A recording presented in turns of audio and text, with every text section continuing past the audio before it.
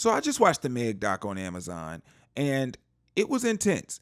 I knew that it was going to be a lot because I saw the clip that went viral with Gayle King, and people were going crazy about that. But then I also knew that they were going to talk about the incident with Tori and Kelsey. So before any other stuff went crazy viral, I decided to check it out for myself. Just gonna put a warning out there. This video is gonna contain spoilers. So if you don't want to hear any spoilers, don't watch this video. Go ahead and click off and come back later. So the doc starts out with Meg getting on different planes, getting off planes. In the hotel room, she says, hey, you know, I'm gonna go ahead and cancel some shows, right? She's not having fun. She's like, how am I Megan Thee Stallion and I'm not having fun? So her mental state is not where it's supposed to be at that time. And it starts to show you her journey. So we start back at TSU where she's getting ready to graduate. This is actually one of my favorite parts of the doc because it allowed you to see her being in a natural state. You know, she's graduated from college. I always kind of wondered, like, if a famous person goes back to school and they graduate, like, what do they do? Do they sit out there with the regular folks or are they in the backstage doing their own thing? And of course, she was back there getting her hair done. And her stylist, she tried to say that her stylist was the reason why she late all the time because he's trying to do stuff with her hair. But I feel like she part of the reason that it's done that way. I like the fact that she was happy in that moment and they were having a good time. And then she graduated, walked across that stage, looked like it was all love. She got to like kick it with the other grads. She's taking pictures with the other girls like, yeah, we did it. It was really cool to see her turning up with the other grads. But even in that happy moment, you know, when they brought out the cake for the graduation, there was a picture of her and her mom, and it's like, Mom, I wish you were here, or Mom, I made it, or something like that. Essentially, it starts to say, okay, there's a moment of sadness even in this happiness. And it kind of sets the tone for the film. And then the talk takes us back a little bit further to where Meg was talking about how she grew up, where she said she was always around grown-ups. She was around her mom, she was around her grandmothers. And she said she was always being like poured into. You know, these women were like, oh, you got that model height. You're like beautiful, all these different things. But you know one thing about going to school? Them kids gonna break you down. And the other kids made fun of her for being the tallest girl in class. And she was a crybaby, according to her. Now, when she talked to her mom was like, hey, don't be out here with all that crying, bro. Like you gotta toughen up.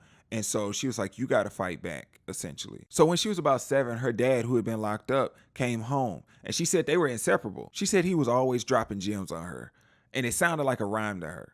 So one of them was like, everybody that grin ain't your friend. And sadly, when she was in the 9th grade, he passed away of a heart attack. So it was a major blow to her. And then her mom was so heartbroken that she was going through it and she was trying to be strong for her mother. So instead of talking about it, working through that process and all of that, as a child, she decided to mother her parent in a sense. So in order to protect her mom, she decided to be strong for both of them. And that's when she created the Megan Thee Stallion character. So Megan Thee Stallion would be the superhero for Megan Pete. So it's like the alter ego, Clark Kentish, if you will. So she started writing raps like her mama and recording those videos and doing all this other kind of stuff. And she showed her mom her first video and her mom was shocked. But then her mom was her biggest cheerleader and supporter. So she started pushing her to go harder. She was sort of like a creative director for Meg. She would show her how to say things. She would shoot her videos sometimes. She was like, oh, you can do more than that. You can do better than that. Megan's trajectory was on another level. So in 2018, Megan dropped Big Old Freak, right?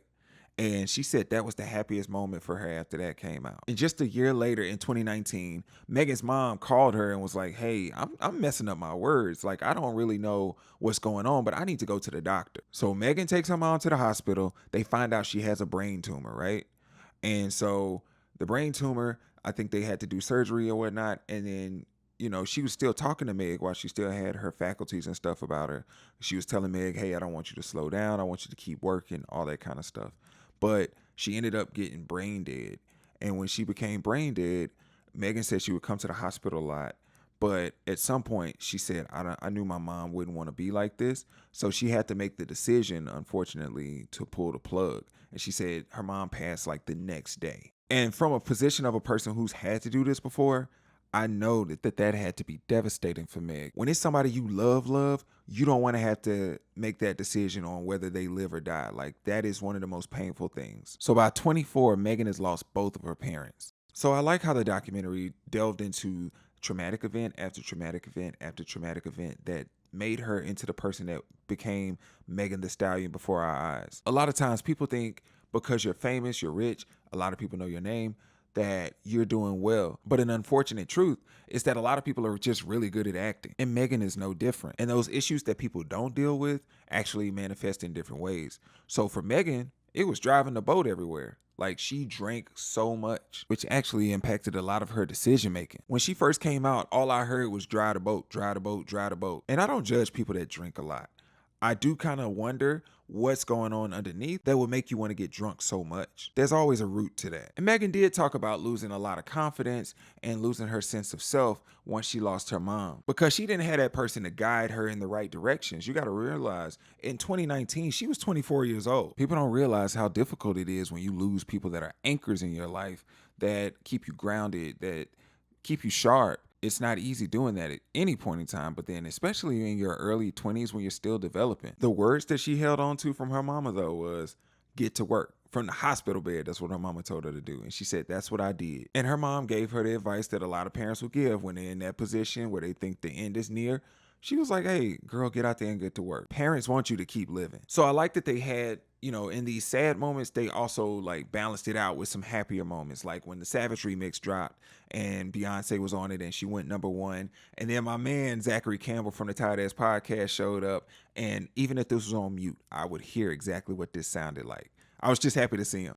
There were really good moments of celebration in the film, which I appreciated because there was a lot of sad stuff going on. Because like right after Savage, this shows the relationship between her and Kelsey, showing these touching moments, how they were crying together, how they were hugging on each other, how they were showing love to each other, and how they were looking out for each other. And all of that changed after the incident with Tori. The doc even showed how Tori and Meg became cool and how they bonded over the fact that both of their moms had passed away. It looked like they were having a good time for a while. What lets me know that this is a carefully thought out doc is that it has touches of Megan all over it. It's sort of like with Piece by Piece when Pharrell did the Legos to tell his story. Megan is a huge anime fan. So a number of the scenes in the film were actually done in an anime style. And then the incident between Tori, Megan, and Kelsey was actually kind of done in that style. So it kind of lightened it a little bit because it was a really dark scene. So like that anime style kind of helped lighten the energy of that scene. It also helped tell the story better because you could have a visual representation of what she's voicing over without having to do a reenactment. And even though Megan didn't want all of this to blow up and she tried to keep it quiet, it blew up. And when it blew up, a lot of people were taking Tori's side on this. Like there was a lot of people that showed up for him instead of her. The way that she presented all these folks was crazy. The internet is forever, and I'm glad she kept the receipts. And so now she started speaking up for herself as the victim, and people were still trying to make it sound like it was about something other than her actually being harmed, which is crazy, by the way. And the crazy thing about it is she didn't even press charges. The thing about it is if you go to the doctor with a bullet anything in your body, the police gonna investigate. So now you have no choice. So then we get to the part that everybody saw as controversial about the Gayle King interview. I will say this is the part of the doc that kind of made me go up for it a little bit more. Partially because it's like she's not painting herself as perfect. She literally could have left this out. She was like, I absolutely lied to old girl, because why would you ask me that kind of question? I thought we was talking about the incident. Why are you going to ask me if I had an intimate relationship with Tori? That's not even what this is about. Why are you asking me that question? And let's be real, some of y'all are acting brand new because a lot of folks be out here trying to hide the people that they've been messing with. You don't want somebody to know, you gonna take it to the grave. And if somebody asks you about it, you gonna lie. And if I'm being honest, none of this made sense. Like her body count, who she's been intimate with, should not even been a conversation. People found that more interesting than actually figuring out what the criminal act was. Of course, hindsight is 2020. And I wish that Megan felt confident enough and comfortable enough to be able to tell the truth in that moment with Gayle. She could have also done, like she said it in the documentary, like this has nothing to do with it, but she could have said all of that stuff to Gayle in that moment, saying, hey, Gayle, I don't know what that question has to do with the conversation that we're having. Like, that doesn't make sense. And if she wanted to say that she slept with him, she could have said, in our drunken moments, we had some little heated fellowship, but we didn't have a serious relationship like that. So here she is yet again having to deal with a traumatic incident. And then this time not having the backing, not having the security, not having people in her life that were holding her down. This time you have to deal with the internet that says you're lying. They're believing the man. They're doing all this other stuff, calling you the victimizer instead of the victim. So her anxiety was through the roof and her depression was running amok too. Like, somebody get this woman some jalapeno chips, because there was so much that was piled up on her. Like, not having some jalapeno chips in her room one time, she felt triggered. Like, it wasn't really about the chips. It was about something going on in her mental. It was her comfort food, and they didn't have it. Miss Mama's mental health was so in shambles that, like, sometimes, even when she was the happiest, she said, I gotta wonder what's about to happen to me next. Like, she couldn't even enjoy the moment. And that's really sad because she worked so hard to be so successful. There was a scene that kind of made me squint a little bit because I was like, I don't know how I feel about this. Like, she was getting fitted for Mugler or something like that. And one of the designers, I'm guessing he was European, he had a little accent on him. But Megan said that she wasn't feeling good. And he was like, hey, you want to take a break? And she was like, no, I'm here to do this. And he was like, it's okay to take a break. It's normal. And he gave her a little smile or whatever. Then the very next scene, you see her out here saying, hey, I don't feel good. I don't know if this woman is her manager or what, but she was like, I can't let you leave. She was like, I don't feel good. And she was like, well, girl, do you want me to put a bucket next to the stage or whatever? She was like, you built different. And I know you're trying to encourage her, but like, my gosh, you telling her she can't say no. And this is how people burn out. They feel like they can't say no, but they should sometimes. Sometimes in America, we be working too hard. And for what? To kill ourselves early? She pretty much told her to suck it up. And, you built different. People don't see what you have to do behind the scenes. And, they only see social media. She was sort of right, but you ain't got to kill her like that. So after this conversation, you see her go through a montage of a number of shows that she does around the world. And she's doing all of this while she's being eaten up online by men being disgusting, saying that Tori should have finished the job, you don't deserve to be alive, all this evil on the internet. This guy in particular is getting ate up on TikTok. Of course they find this man and put his information on blast. Either it's going to be TikTok or it's going to be Twitter. Folks will find you. I even watched the video that he made in full context. Now, it wasn't as bad as what was shown on the doc because the doc only showed a snippet of it, but what he said was still disturbing. And the internet is forever, homie, so now you got to deal with those consequences. And so what I don't understand is why so many people were yelling free Tory when if he actually didn't do it, he was there, so he knew who did it, and he's just not telling. So logic would say, if you want your freedom, just tell us who did it, and that could be done. Y'all can't want his freedom more than he does. Meanwhile, Tori was still antagonizing her. The brother was still texting her. She had to change her phone number. Then he showed up at the Rolling Loud set for the baby before the baby did that mess that almost got his career ended. And, he just kind of was brazen. He made music videos that was kind of taunting her, all that kind of stuff. And it seemed like the free Tory just kept getting louder and louder. You had male celebrities coming out, and I think it was very strategic that she put people on here that had like abuse allegations or charges on their history. The support was very interesting because Diddy ended up being the last one that they showed, and you know what he got going on right now, and this did not age well. He stays in the conversation. What's up, T? What's going on, my man? How you feeling? You are one of my favorite R&B artists. Wow, that's it. But I got a mean, toxic side to me. And it's crazy because these guys took Tori's side and nobody was really backing up Meg. Not even her so-called best friend, Kelsey. And Megan said in the doc that she didn't want to be seen as weak. And she was doing a lot of crying throughout this film. And she was like, oh, I'm not going to cry again. But sometimes you got to let that cry out. A lot of times the sisters be trying to be so strong for everybody else that they don't learn how to be strong for themselves. Like, it's okay to show the vulnerability. There's strength in vulnerability. Holding emotions and stuff like that in can make you sick. And it can also manifest in a different way that causes you to explode on somebody that you didn't expect to. You need that release. Listen, Megan's life sounds like so much motion. Like, I love the fact that she got the key to the city of Houston. And then a cousin that she go way back with shows up to the event with an absolutely adorable baby. You can see the joy on Megan's face. It's like she's reestablishing normalcy with a different family member. But even in those moments like that, where it's a whole bunch of people that's celebrating her, all that kind of stuff, she still feels alone. It's like her mind is in a constant battle, especially because the trial still hasn't happened yet. She went to host SNL for the first time. She performed Anxiety and got real emotional when she was talking about her mom. And once she got backstage, she was like, hey, so did my hair look okay? Did my makeup look okay? It was like she felt like she had to be perfect in that moment, that she was feeling so down with all the stuff she's got going on. And that's what she's thinking about.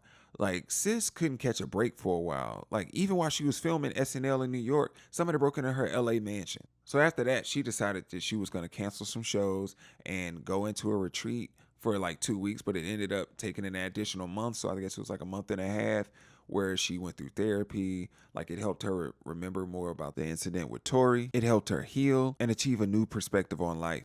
So we're at the trial and Megan is up there getting ready to testify. And it was a very dramatic scene. Like it had this whole illustration where she was like drowning, she was flooding in her own tears because internally she was shaking. And when she was like, well, this time I have to stand up, I have to fight back, I have to defend myself. So she got out of that, reversed all that flooding in the court, and she gave her testimony. It was sort of like a superhero that was down and out almost. And then they mustered up enough courage and energy to fight back and win the battle. She did what she needed to do. Megan did what she was supposed to do, but then Kelsey showed up as a witness and said, "Oh, I don't really remember stuff from that night." So like she pretty much didn't do what she was supposed to do, or she did. Maybe she did it for herself. Maybe she did it for Tori. I don't know. It just didn't work out in the way that Megan expected it to. That's a pretty big disappointment. After that, a lot of people were like, well, maybe this is going to work in Tori's favor after all, because there's no smoking gun. That's what they said. But baby, when the verdict came down and he was found guilty, and Megan let out one of the ugliest cries. Oh my gosh, she was shocked. I ain't gonna show the cry on here, but I'll show you the shock face. It was as if she felt so vindicated. And that's pretty much close to the end of the movie. But like it did show her like moving forward after the trial and saying, okay, I'm gonna keep going. I'm gonna do what I've been expecting to do. And she seems happier now. She's moving forward. She's planting her flag, so to speak, and she's not going anywhere. That's the what I took from the ending of it. And then she debuted a song featuring John Legend in the credits, so I had to listen to it all the way through. I like that it didn't show her in just a positive light because nobody's perfect, and I don't like docs that just kind of praise a person and don't say, well, you got some struggles going on, right? I would definitely recommend watching it. For everybody who did watch the doc, what did you think of it? Let me know your thoughts below.